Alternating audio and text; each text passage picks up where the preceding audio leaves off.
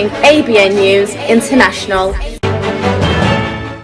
अस्सलाम वालेकुम नाज़रीन, मैं हूँ आयशा शबीर और आप देख रहे हैं ABN न्यूज़ इंटरनेशनल। नजर डालते हैं आज की अहम खबरों पर। वज़ीर आला पंजाब मरियम नवाज का कहना है कि दुआ है साल नौ अवाम के लिए खुशी और खुशहाली की नवीद हो। 2025 के आगाज पर वज़ीर आला मरियम नवाज ने मुबारकबाद का पैगाम देते हुए कहा कि खुदा करे मेरी अर्ज़े पाक पर उतरे वो फसले गुल जिसे अंदेशा ज़वाल ना हो। उन्होंने कहा कि अवाम की खुशियों और सेहत जान माल की हिफाजत के लिए हम वक्त दुआगू और अफरादी और इज्तिमाई तौर पर नई शुरुआत और रोशन मुस्तकबिल के आगाज का अज़म करते हैं। मरियम नवाज का कहना है कि अवाम की खिदमत, हिफाजत और तरक्की का मिशन आगे बढ़ाएंगे। दुआ है कि साल नौ गुर्बत और अफला, दहशत गर्दी और जराइम के खात्मे का साल हो। वज़ीर आला पंजाब ने कहा कि हम एक मुस्तहकम, रोशन और खुशहाल मुस्तकबिल का अज़म करते हैं, अहद करते हैं कि दिन रात काम करेंगे और अवाम की खिदमत का वादा निभाएंगे। वफाकी वज़ीर बहरी अमूर कैसर अहमद शेख ने कहा है कि अमेरिका चीन पर भारी टैरिफ लगाना चाहता है। चीन ने इसका हल तजवीज़ किया है। इस्लामाबाद में प्रेस कॉन्फ्रेंस से खिताब करते हुए कैसर शेख ने कहा कि माल अफगानिस्तान से स्मगलिंग होकर वापस आ जाता था। उन्होंने कहा कि अफगानिस्तान माल बेचने के लिए बैंक गारंटी का कहा गया, जिससे अफगानिस्तान माल जाना बंद हो गया। हमने कहा कि अब इंश्योरेंस गारंटी से भी माल अफगानिस्तान चला जाएगा। उन्होंने कहा डेनमार्क की बड़ी शिपिंग कंपनी जहां अपने जहाज लाकर तोड़ेगी।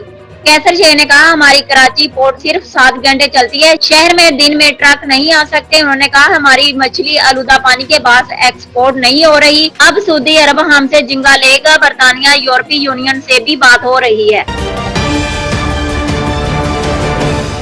वज़ीर आज़म की मिसाके मैशियत की पेशकश पर अपोजिशन की जानब से रद्द अमल सामने आ गया। अपोजिशन लीडर शिबली फराद का कहना था कि मिसाके मैशियत तब कामयाब होगा जब वज़ीर आज़म और खानदान अपनी दौलत मुल्क में वापस लाएंगे।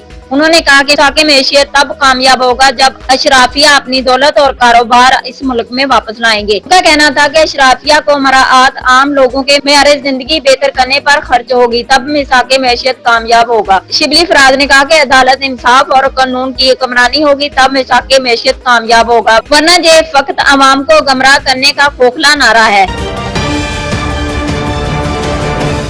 सिंध के सीनियर वजीर शर्जील अनाम मेमन ने कहा है कि पानी पीटिया एक बहाना है, एटमी प्रोग्राम और मिसाइल टेक्नोलॉजी निशाना है। शर्जील अनाम मेमन ने अपने बयान में कहा कि चेयरमैन बिलावल भुट्टो जरदारी ने गैर मुल्की मुदाखलत को नुमाया किया। पाकिस्तान पीपल्स पार्टी मुल्क कौम के लिए कुर्बानियों की एक मीरास रखती है। उन्होंने मजीद कहा कि पीपल्स पार्टी अपने आखिरी कारकन तक मुल्क के लिए कुर्बानी देने के लिए तैयार है।